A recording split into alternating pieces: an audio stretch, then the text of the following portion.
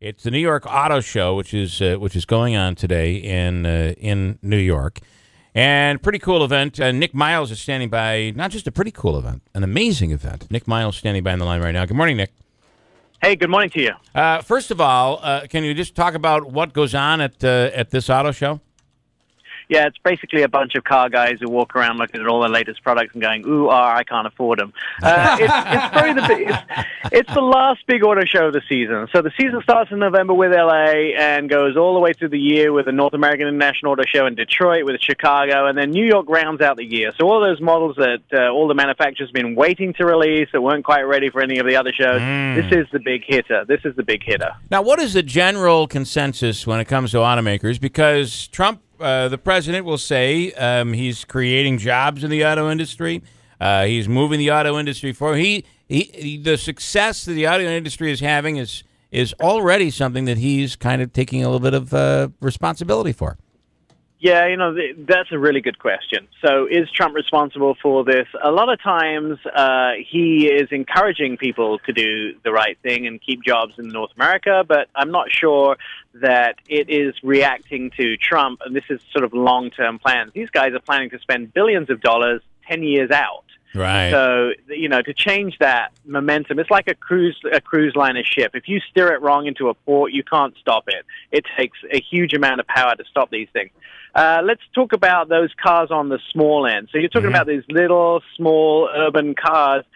We can't really afford to make them in the United States. We don't sell, you know, the United States, they don't sell it. We don't sell enough of those vehicles. Manufacturers' overheads are so big on these vehicles that there's no profit in them. What we do really well in North America with is our large SUVs and our large trucks. There's big overhead in them. Nobody in the world can beat our manufacturing of large SUVs and large trucks. And let me tell you, they try. The Japanese have been trying to break into the truck market for years. The Ford F-150 has been the best-selling vehicle in America, not just truck, vehicle, for 37 years. Wow. So we do some things here that nobody else can do in North America. Well, and the industry has completely turned around, because there was that period where you had people saying, I just don't buy an American car. It was such a switch. It was like what we used to say about foreign cars in the 70s. We were saying it about our own cars, and that has changed.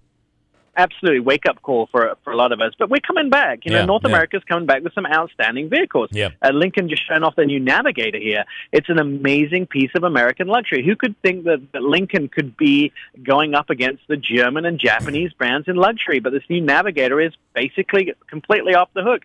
We're putting things like 10-speed transmissions. Ford and GM developed a 10-speed transmission together. This thing is knocking a lot of the competitors out of the park. And now we've put a lot of people on the back foot.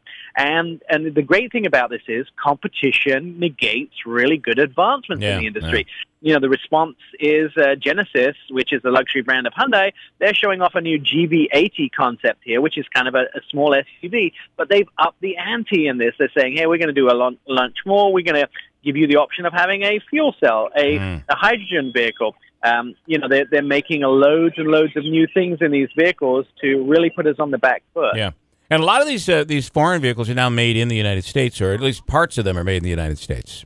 No, well, the most American car, that is the car with the most American parts, is the Toyota Camry. It has the most American parts in that vehicle. It's made in America. You know, Subaru have their plant in Lafayette, Indiana. They're making the Subarus there. They're actually showing the new Crosstrek here, which is kind of cool. It's their third best-selling vehicle. A lot of these, you know, Nissan investing heavily. Their headquarters are now in Nashville. They're investing heavily in the U.S. They're showing off a new Rogue version here that's especially made for dogs. But it's still down to a lot of these American cars. You know what it is? American muscle. So we are in love with it. Jeep have a new vehicle called a Trackhawk, which is based on their Grand Cherokee. It's 707 horsepower, 3.5 seconds 0 to 60 for an SUV. The one car that made the biggest news here was the Demon, the Dodge Demon. This car is completely off the hook. It does 0 to 60 in 2.3 seconds, which is a faster time than it takes me to unlock my phone. It's banned by the NHRA because it's too fast. 840 horsepower. If you want to go up against horsepower and performance, it's pretty hard to beat an American brand. Well, listen, very cool. Nick Miles, next year we broadcast from New York for this show. Thanks so much for taking the time. Thanks, guys. Take care. Got a break at WIBX.